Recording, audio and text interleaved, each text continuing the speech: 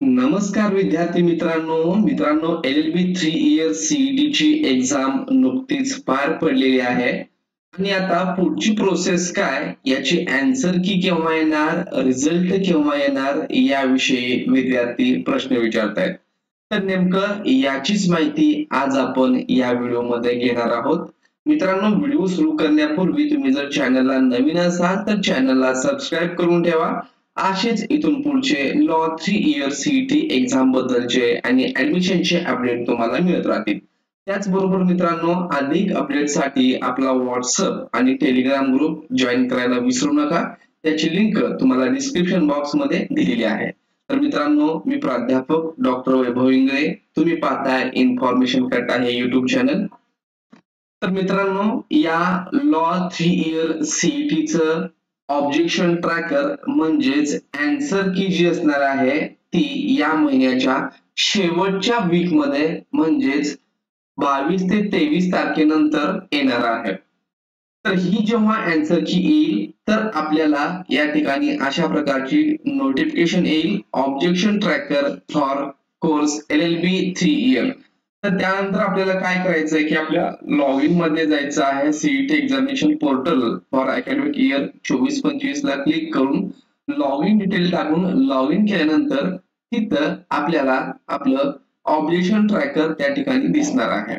याच्यामध्ये तुम्हाला तुम्ही दिलेल्या प्रश्नाचं उत्तर आणि करेक्ट आन्सर कुठला आहे हे समजणार आहे. त्यावरून आपल्याला किती मार्क्स भेटले हे तुम्हाला समजून जाईल. त्यानंतर मित्रांनो, रिझल्ट हा डिक्लेअर होतो एक 8 ते 10 दिवसानंतर किंवा जे काही त्यांचं प्रोसिजर असेल त्याप्रमाणे. परंतु सध्या आपण फक्त या आन्सर की बद्दल बोलूयात.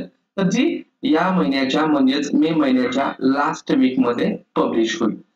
ही आन्सर की पब्लिश झाल्यानंतर तुम्हाला त्याच्यामध्ये काही ऑब्जेक्शन घ्यायचे असतील, म्हणजे तुम्ही दिलेला आन्सर बरोबर आहे परंतु CET सेल दिलेला आन्सर हे चुकीचं असेल तर तुम्ही तशी तिथं हरकत घेऊ शकता, ऑब्जेक्शन घेऊ शकता. याची प्रोसेस काय असणार आहे ते आपण ज्या त्या वेळेस पाहणार आहोत. त्यानंतर मित्रांनो, पुढची प्रोसेस म्हणजे रिझल्ट लागेल. रिझल्ट लागल्यानंतर काही दिवसांनी कॅपचे ऍप्लिकेशन फॉर्म सुरू होतील. ज्या विद्यार्थ्यांनी एक्झाम अटेंड केलेली आहे आणि ज्यांना नॉन झिरो पर्सेंटाईल असतील असे विद्यार्थी कॅपचा फॉर्म हा भरू शकतात. आणि कॅपचा फॉर्म भरल्यानंतर तुम्हाला सर्व डॉक्युमेंट लागणार आहे तो फॉर्म भरण्यासाठी. हे कोणते डॉक्युमेंट लागतात याचा व्हिडिओ आपल्या चॅनलला आपण ऑलरेडी बनवलेला आहे. त्याची देखील लिंक मी तुम्हाला डिस्क्रिप्शन बॉक्स मध्ये देतो. तर तो एकदा पाहून घ्या. आणि तो फॉर्म भरल्यानंतर पुढं मग cap round first, second, third अतिशय किचकट आणि खूप लेंदी असं प्रोसेस आहे. परंतु तुम्ही अति घाबरायचं काही कारण नाही. अतिशय सोप्या पद्धतीनं ही प्रोसेस तुम्हाला आपल्या चॅनलद्वारे समजून जाईल. तर अशा प्रकारे इथून पुढची प्रोसेस असणार आहे आणि याचे सर्व डिटेल तुम्हाला चॅनलवरती भेटून जातील. त्यासाठी चॅनलला नवीन असाल तर सबस्क्राईब करा, तुमच्या मित्रांना चॅनल रेफर करा, शेअर करा. धन्यवाद.